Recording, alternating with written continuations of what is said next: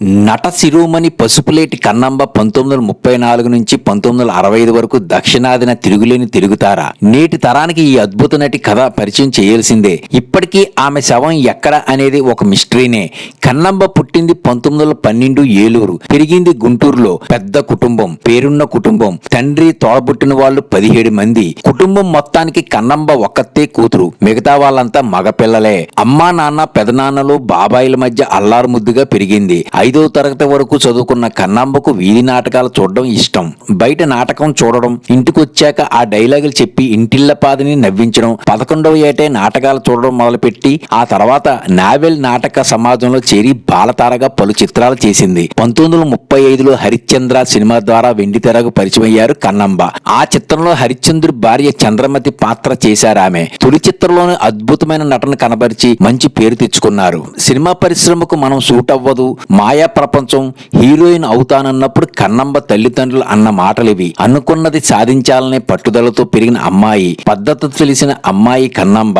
అందుకే అమ్మా నాన్నకు మాటిచ్చింది, ఎక్కడా తప్పడడుగు వేయను, ఎవరికీ లొంగను, మీరు తలవంచుకునే పరిస్థితులు తీసుకురాను, ఒకవేళ నేను తలవంచే పరిస్థితి వస్తే నన్ను నేను చంపేసుకుంటాను. కూతురు మాటలు విన్న కన్నంబ తల్లిదండ్రులు సినిమాల్లోకి వెళ్లడానికి అనుమతిచ్చారు. అలా సినీ ఇండస్ట్రీలో అడుగుపెట్టి 100కు పైగా సినిమాల్లో నటించారు. మొదటి సినిమా తర్వాత కన్నంబ వెనక్కి తిరిగి చూసుకోలేదు. ద్రౌపది వస్త్రాపహరణం, కనకతార, పల్నాటి యుద్ధం, అనార్కలి, దక్షయజ్ఞం, తోడికోడళ్ళు తదితర చిత్రాల్లో నటించారామె. సినిమాల ప్రారంభమైన రోజుల్లో అంటే 30-40వ దశకంలో ఆమె ఒక సంచలన నటి. ఆమె అందానికి అందరూ ఫిదా అయిపోయారు. భారీ సినిమాల్లో ఛాన్సులు, పేరుతో పాటు డబ్బులు అన్నీ వచ్చేశాయి. అయినప్పటికీ కన్నాంబ కెరీర్ సాఫీగా సాగలేదు. అప్పటి ఓ ప్రముఖ తమిళ నటుడు ఈవిడికి సమస్య అయ్యాడు. కన్నాంబను లొంగ తీసుకోవాలన్నది అతని లక్ష్యం. ఎవరికీ లొంగను, ఎవరి దగ్గర తలవంచను అని తల్లిదండ్రులకు ఇచ్చిన మాటను నిలబెట్టుకున్నారు. ఇప్పుడు కాస్టింగ్ కోచ్ అంటూ పలువురు కథానాయకులు తమకు ఎదురైన చేదు అనుభవాలు చెబుతున్నారు.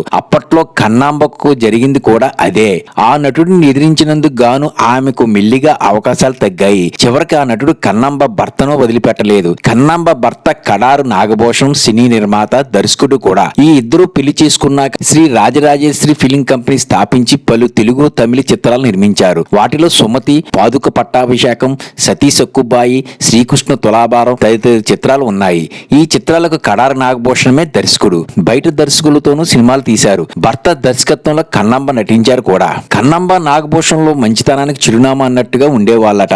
అడిగిన వాళ్లకు కాదనకుండా డబ్బు ఇవ్వడం, సాక్షి సంతకం పెట్టడం లాంటివి వీళ్ళకి నష్టాన్ని కలిగించాయి. ఏ నటుడి వల్ల అయితే అవకాశాలు కోల్పోయారో అదే నటుడితో ఓ సినిమా తీసి నష్టాల పాలయ్యారు. ఆ నటుడితో 2-3 సినిమాల్లోనూ తమ బ్యానర్ లో నిర్మించడానికి కన్నంబ, నాగభూషణంలో ఒప్పందం కుదుర్చుకున్నారు. ఫస్ట్ సినిమా తీసేటప్పుడు తన స్నేహితుడి బ్యానర్ కి ఆ సినిమా ఇవ్వాలని నటుడు కోరితే కాదనకుండా ఇచ్చేశారు. అయితే 30% మాత్రమే చెల్లించి మిగతా 70% డబ్బు ఇవ్వకపోయినా కన్నంబ దంపతులు అతనితో రెండో సినిమా తీయడానికి సిద్ధపడ్డారు. ఆ సినిమా సగంలో ఉండగానే అతనికి రాజకీయాల వైపు మక్కువ ఏర్పడి మిగతాది పూర్తి చేయకపోవడంతో నష్టం మిగిలింది. ఏ వ్యక్తి మీద అయినా వారి జీవితాన్ని నాశనం చేసేంత కోపం ఉండకూడదు. కానీ తన అమ్మమ్మపై ఈ నటుడు పగబట్టాడని పేరు చెప్పకుండా కన్నంబ మనవడు గతంలో ఓసారి అన్నారు. ఆమె కెరీర్ నాశనం చేయడంతో పాటు తన తాతగారి అవకాశాలు లేకుండా చేశాడని కన్నంబ మనవడు పసుపులేటి దేవి చౌదరి అన్నారు. ఆత్మబలం 1964 కన్నంబ చివరి సినిమా. అదే ఏడాది మే 7న ఆమె తుది శ్వాస విడిచారు.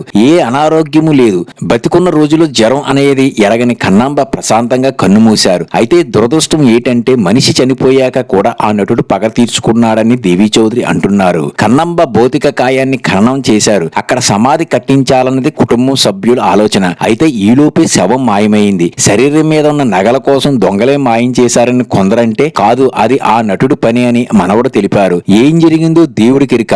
ఆమె శవాన్ని ఎత్తుకెళ్లి నగలన్నీ తీసేసి శవాన్ని ఎక్కడో పారవేశారు అన్న వార్తలు వెలుగులోకి వచ్చాయి. పోలీసులు కేసు నమోదు చేసి దర్యాప్తు చేసినప్పటికీ ఆ శవం ఏమైందో ఇప్పటికీ తెలియదు. ఆమె జీవితంలో విషాద ఘట్టంగా తెలుగు సినీ చరిత్రలో ఒక విషాదంగా నిలిచిపోయింది. కొత్త సినిమాలు హిట్టా లేక ఫ్లాపా తెలుసుకోవడానికి మా ఛానల్ ని సబ్స్క్రైబ్ చేసుకోండి. సబ్స్క్రైబ్ సినీ ప్రపంచం యూట్యూబ్ ఛానల్.